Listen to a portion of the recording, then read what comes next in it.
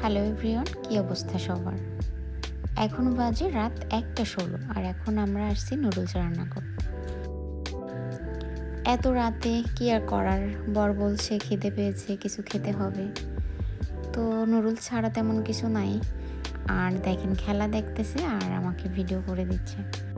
নুডলসটা সিদ্ধ হয়ে গেছে, এখন আমি এটা ভালো করে ধুয়ে একটু জল ঝরাতে রেখে দিব। আমার ছোট একটা ঝুড়ি আছে, ঝুড়িটা আমার অনেক পছন্দের। আসলে ছোট জিনিসগুলো অনেক কিউট হয়, অনেক সুন্দর লাগে। তো আমি এটা ভালো করে ধুয়ে জল ঝরাইতে দিয়ে এদিকে পেঁয়াজ কাটতে আসলাম। তারপরে দেখেন পেঁয়াজ কেটে নিচ্ছি। পেঁয়াজ আসলে সবাইকেই কাঁদাতে পারে, পেঁয়াজ কাটলে কান্না এমনিই আসবে। তারপরে আমি কাটা শেষ করে রান্না করতে চলে আসলাম।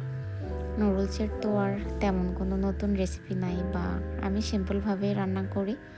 এভাবেই বেশিরভাগ মানুষ রান্না করে, ঝাল পেঁয়াজ আর ডিম দিয়ে। তো আমি ঝাল পেঁয়াজটা হালকা করে ভেজে হালকা একটু লবণ দিলাম। তারপরে একটু ভাজা ভাজা হয়ে গেলে আমি ডিমটা দিব। তো তার মধ্যে দেখেন আমার একটা অভ্যাস রান্নার মাঝে আমার মুছতে ভালো লাগে। হালকা তেল ছিটে পড়লে আমার তখনই সেটা মুছতে ইচ্ছা করে। এটা রান্না শেষে আবার মোছা লাগে, তারপরেও এটা অভ্যাস হয়ে গেছে যে রান্নার মধ্যেই আমার মোছা হয়ে যায়।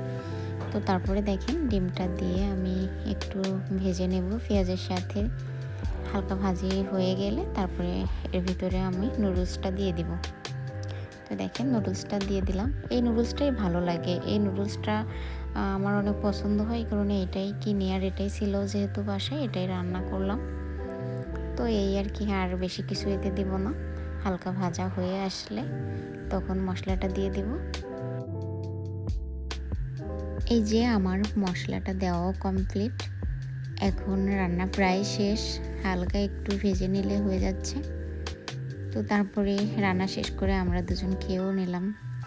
অনেক রাতে খিদে লাগলে কিছু তো খেতেই হবে, তো ঝটফট বানানোর জন্য নুডলসটাই বেটার। গুড নাইট সবাইকে।